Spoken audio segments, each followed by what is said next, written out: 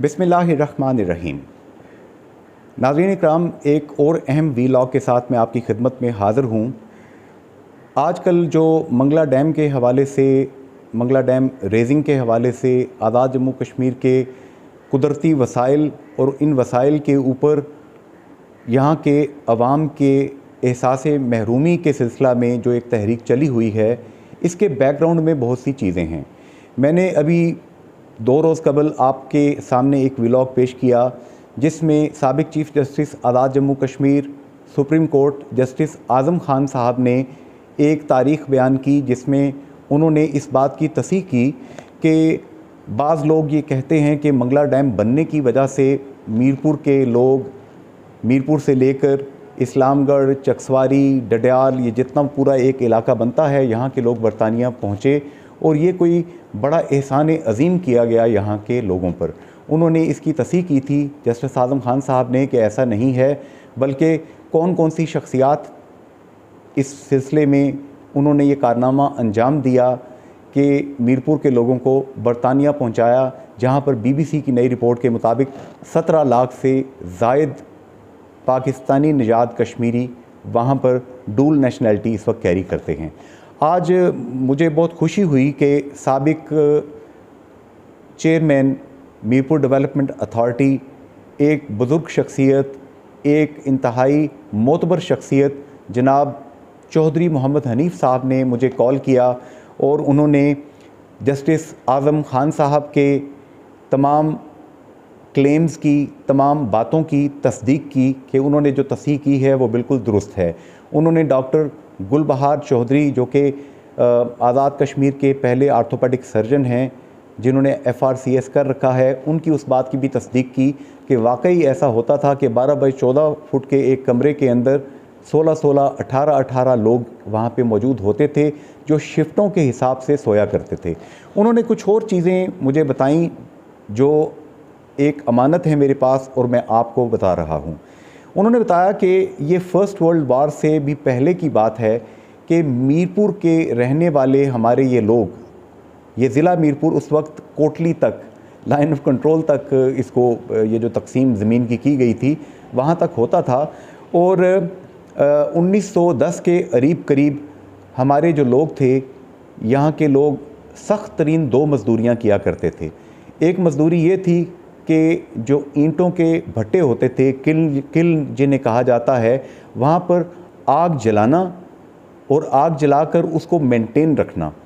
अब जून जुलाई की गर्मी है, मीरपुर की गर्मी जो कि 45 से लेकर 50 डिग्री सेंटीग्रेड तक पहुंची हुई है, उस गर्मी के अंदर कोई बंदा भट्टे पे काम कर रहा है और आग लगाने का काम कर रहा है। आग लगाने के लिए आपकी आग के करीब जाना, फिर ईंटों को चेक करना कि वो सही तरीके से पक रही हैं और आग की चाल को मेंटेन करना, इसके लिए ठीक ठाक किस्म का जिगर चाहिए था। तो ये लोग ये काम करते थे और जब ईंटें पक जाती थीं तो उन्हीं गर्म गर्म ईंटों को भट्टे से बाहर निकालना, इनके इस स्किल को और इनकी इस टफनेस को उस वक्त टेस्ट किया गया जब ये लोग मर्चेंट नेवी, यहाँ पे ब्रिटिश एम्पायर के जो जहाज़ आया करते थे कराची पोर्ट पे, ये लोग वहाँ पर मजदूरी करने के लिए पहुँचे और इनके इस स्किल को अंग्रेज़ ने पहचाना और इनको वहाँ पर जॉब्स दी। ये 1910 फर्स्ट वर्ल्ड वॉर के करीब की बात मैं आपको बता रहा हूँ, उससे पहले की। ये लोग, पहला बंदा कहते हैं कि न्यू कासल पोर्ट जो है बरतानिया के अंदर, वहाँ पे ये लोग जाते थे। ज़ाहिर है कि ये तमाम हिंदुस्तान जो था, हिंदुस्तान पाकिस्तान उस वक्त ब्रिटिश एम्पायर का ये हिस्सा थे। इनको किसी भी किस्म के दीगर डॉक्यूमेंट की ज़रूरत नहीं थी, बल्कि मलका बरतानिया क्वीन जो है उन्हीं के जो डॉक्यूमेंट होता था, ट्रैवलिंग डॉक्यूमेंट, उस पे उनका नाम लिखा होता था और यहाँ के लोग वही यूज़ करते थे। ये एक बंदा वहाँ पे न्यू कासल में पहुँचा और चहलकदमी करता करता ज़रा आगे चला गया और करीबी कोई एयरपोर्ट था, वहाँ जाके उन्होंने पूछा कि जनाब ये कौन सा इलाका है, तो उसने कहा जी ये इस इलाके का नाम बी लाइट है। तो इतने पढ़े लिखे लोग तो हुआ ना करते थे, तो किसी उसकी अपने दोस्त से बात हुई तो उसने कहा कहाँ पे हो, तो उसने कहा जी कि मैं बी लाइट वलायत से होके आया हूँ। बी लाइट से वलायत गलतुल्लाम ये लफ्ज़ मशहूर हो गया। यहाँ पे जनाब चौधरी हनीफ़ साहब ने ये बात भी बताई कि चौधरी फ़ज़ल इलाही जो हैं डडियाल के नाम के एक इलाके के ये साहब थे, चौधरी फ़ज़ल इलाही ताजपुरी साहब, उन्होंने बहुत से लोगों को बरतानिया पहुंचाया। उनके वालिद हाजी दीवान अली जिनका नाम था, वो बरतानिया में पहले से मौजूद थे और उनके मुतल्लिक़ ये मशहूर था कि चूँकि हलाल गोश्त वहाँ पे अवेलेबल नहीं होता था, तो उन्होंने अपने घर में बकरा ज़िबा करके उसको साफ़ सुथरा करके लटकाया होता था कि जो भी यहाँ से लोग वहाँ पे जा रहे होते थे, उनको गोश्त की ज़रूरत होती थी, तो हलाल गोश्त वो उनको साफ़ सुथरा करके काट के अपने घर से बकरा जो है वो उनको दे दिया करते थे। हाजी फ़ज़ल इलाही साहब जो हैं, इनका बड़ा किरदार रहा। ज़मान साहब जो कि जिनके नाम पर ज़मान चौक भी डडियाल के अंदर मशहूर है, मोड़ा कन्याल से आपका ताल्लुक़ था।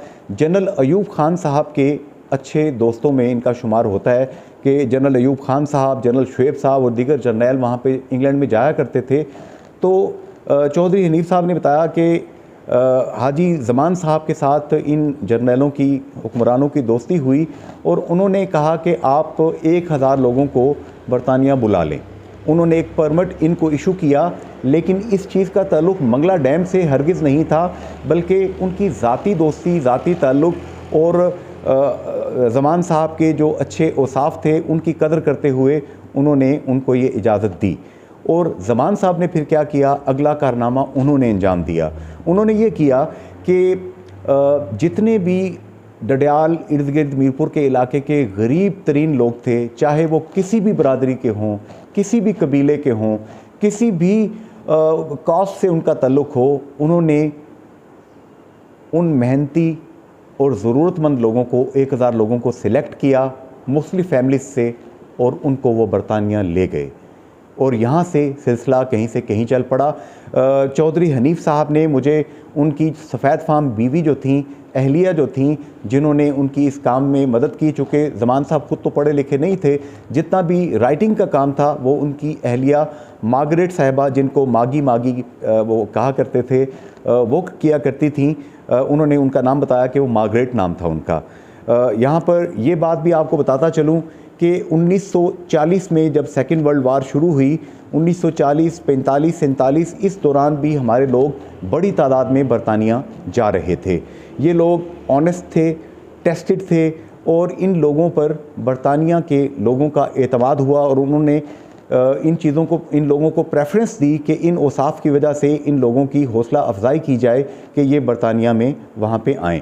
यहाँ पे चौधरी हनीफ़ साहब ने ये बात भी बताई कि 1956-57 में लंदन से कराची उनके एक अजीज़, उनके मामू जो हैं, 1100 रुपये किराया देकर पहुँचे। इसी तरह उन्होंने ये बात भी बताई कि जो मंगला डैम जब बना, तो मंगला डैम बनते हुए जो ज़मीनों की अक़साम थी, 6 अक़साम उन्होंने बताई हैं कि 6 तरह की ज़मीनें तकसीम की गई। पहली चाही, जहाँ पर चाह कुआं होता था, सबसे अच्छी क्वालिटी की ज़मीन थी। इनमें खड और झंग नाम के इलाके, जहाँ से सब्ज़ियाँ लगती थीं और दीना जहलम तक वो सब्ज़ियाँ जाकर सप्लाई होती थीं, बिका करती थीं, ये इलाका बहुत खुशहाल था। इसी तरह दूसरी जो ज़मीन की किस्म थी उसका नाम हैल था, हैल से मुराद जिनमें खाद डाली जाती थी। तीसरी ज़मीन की किस्म मैरा अव्वल, जो कि बारानी रैनफेड किस्म की ज़मीन होती थी। चौथी किस्म मैरा दोम थी। पाँचवीं बंजर, जो कि बिल्कुल गैर आबाद थी। छठी बंजर कदीम, यानी कि अरसे दराज से ये ज़मीन बंजर थी। और सातवीं बंजर कदीम नामुमकिन नाम उसका रखा गया। अब ये चाही नंबर 1 से लेकर नंबर 7 बंजर कदीम नामुमकिन तक रेट्स जो मंगला डैम बनाते हुए लोगों को दिए गए फ़ी कनाल, वो सुनकर आप दांतों तले उंगलियां दबा लेंगे।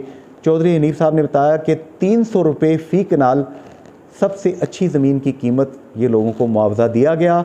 और सबसे जो कम क्वालिटी की ज़मीन उन्होंने ग्रेडिंग की थी, बंजर कदीम नामुमकिन, उसकी कीमत 60 रुपये फ़ी कनाल लोगों को मुआवजा दिया गया।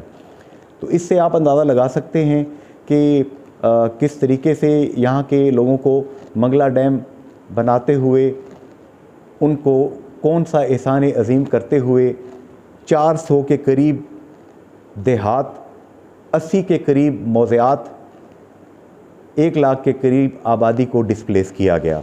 यहाँ पे चौधरी हनीफ साहब ने ये बात भी बताई कि जब ये मंगला डैम बना था 62 के अंदर ये स्टार्ट हुआ और 67 में इम्पाउंडिंग इसकी की गई, डैम भरा गया, उस वक्त $1 अरब इसके ऊपर खर्च हुआ था और उस वक्त फ़ी डॉलर की कीमत ₹4.68 4.68 रुपीज़ $1 की कीमत थी। तो गोया पूरा मंगला डैम 468 अरब रुपए में बन गया था और ये तमाम का तमाम पैसा एक कंसोर्शियम था मुख्तलिफ ममालिक का, उन्होंने पैसा खर्च किया था। और ये जो $1 अरब टोटल खर्च हुआ था, इसमें ज़मीनों और घरों का मुआवजा, मंगला कॉलोनी रेलवे का ट्रैक वहाँ तक जो आता था, ईच एंड एवरीथिंग जो लोगों को वहाँ पे दी गई, ये शहर बना, सब का सब पैसा टोटल जो खर्च हुआ वो $1 अरब था। चौधरी हनीफ साहब ने ये यहाँ तक बात बताई कि उनके जितने मामू वहाँ पे बरतानिया में गए, इनका ताल्लुक़ चौधरी हनीफ साहब की वालदा मोहतरमा का ताल्लुक़ जो है ये मौलवी डंडेवाला, बड़े मशहूर मौलवी अब्दुल हक साहब, जो कि ख़वातीन के बाज़ार में घूमने के मुखालिफ थे, पसंद नहीं करते थे, उनके अजीज़ों में इनका शुमार होता है। और ये बताते हैं कि 59-60 में इनके जो मामू थे ये वहाँ पे बरतानिया गए और चौधरी हनीफ साहब का जब पंजाब यूनिवर्सिटी में 66 और 67 में दाखिला हुआ तो बताते हैं कि उस वक्त बरतानिया में 5 पाउंड फ़ी हफ़्ता तनख्वाह मिलती थी इनके मामू को, और उस वक्त डॉलर को पाउंड को अगर हम रुपए में कन्वर्ट करते हैं तो 5 रुपये का 1 पाउंड होता था। ये पाउंड जो पिछले दिनों 413 रुपये फ़ी पाउंड रेट गया है और आजकल 340 रुपये इसकी कीमत आई है। उस वक्त 5 रुपये फ़ी पाउंड प्राइस थी। और तमाम की तमाम ज़्यादा खुशहाली बताते हैं कि 60s के उस वक्त में जब बड़ी तादाद में लोग वहाँ पे जा चुके थे, तब हम देखते हैं मीरपुर में। और चौधरी हनीफ साहब बताते हैं कि जब ये पंजाब यूनिवर्सिटी में इनका दाखिला हुआ 66 और 67 में, तो इनके घर वालों ने इनको मोर्स गाड़ी, नई गाड़ी ख़रीद के दी कि आप यूनिवर्सिटी जाते हैं तो आपकी सवारी के लिए एक अच्छी गाड़ी, नई गाड़ी होनी चाहिए। और 1974 में टोयोटा मार्क 2 जो है, जिसे आज के दौर की आप V8 गाड़ी कह लें, ये 35,000 रुपये में तमाम टैक्स, तमाम चीज़ें डाल के, तमाम कस्टम डाल के ये इन्होंने वहाँ से मंगवाई थी। ये एक छोटी सी एक इनसाइट मैं आपको दे रहा हूँ जो कि चौधरी मोहम्मद हनीफ साहब ने मुझे बताई फ़ोन करके। और Azam Khan, chief justice retired Mohammad Azam Khan साहब की बातों की उन्होंने तस्दीक की कि मंगला डैम बनाते हुए यहाँ के लोगों के आंसुओं तक के मुआवजे को अदा करने की बात की गई थी, लेकिन ये लोग किस तरीके से बरतानिया गए, ये कहानी 1910 से भी पहले की है, वर्ल्ड वार 1 से पहले की भी है। वहाँ से ये स्टार्ट होता है और अब वो चंद लोग जो कि वहाँ पे गए थे उनकी तादाद 17 लाख से ज़ायद हो चुकी है। चौधरी हनीफ साहब ने ये भी बात बताई कि 1960 ही के अशरे में पहला हमारा मीरपुर का वो फ़र्द था जिन्होंने अपनी अहलिया को भी वहाँ पे बुलाया, बच्चों को भी वहाँ पे बुलाया। वहाँ पे अमूमन जो लोग यहाँ के देसी फूलों के आदी थे, मोतिये का फूल, चमेली का फूल, गुलाब, देसी गुलाब का फूल, वो जब बरतानिया गए तो वो कहते थे कि यहाँ के फूल बड़े बड़े तो हैं, इनमें खुशबू नहीं है। वो लोग यहाँ से देसी मुर्ग खाते थे। जब बरतानिया जाकर फार्मी मुर्ग उन्होंने खाया तो चौधरी हनीफ साहब बताते हैं कि उनका कहना था कि यहाँ के तो गोश्त और मुर्ग के अंदर भी जायका नहीं है। यहाँ के लोग जफाकश थे, मेहनती थे, अपने कौल के पक्के थे। 12-12 घंटे, 16-16 घंटे इन लोगों ने वहाँ पर मेहनतें, मजदूरियाँ की। आज पाकिस्तान के जो बैंक यहाँ पे काम करते हैं, वहाँ पर खरबों रुपए का सरमाया जो है उन्हीं बुज़ुर्गों की मेहनतों का नतीजा है। लेकिन कभी गौर कीजिए कि हमने इनकी पहली, दूसरी, तीसरी, चौथी नस्ल के साथ जवाबन क्या सलूक किया। वो सलूक मुनासिब नहीं है। मंगला डैम और मंगला डैम की रेजिंग के बाद जो लाखों लोग डिस्प्लेस हुए, हमने उनके साथ और उनकी नस्लों के साथ अच्छा सलूक नहीं किया। खुदारा इस हवाले से कुछ सोचिए और इस हवाले से कुछ कीजिए ताकि कल कालाबाग डैम बनाते हुए आप मीरपुर के लोगों को, डडियाल के लोगों को, चकसवारी के लोगों को और अकालगढ़, इस्लामगढ़ के लोगों को कोट कर सकें कि जाइए, जाके उनसे पूछिए, हमने तो उनके आंसुओं का मुआवजा भी अदा करने की कोशिश की है। फ़िलहाल ऐसा नहीं है। आज के वीलॉग से जुनेद अंसारी इजाज़त चाहता है। फ़ी अमान अल्लाह, हाफ़िज़ एंड गुड बाय।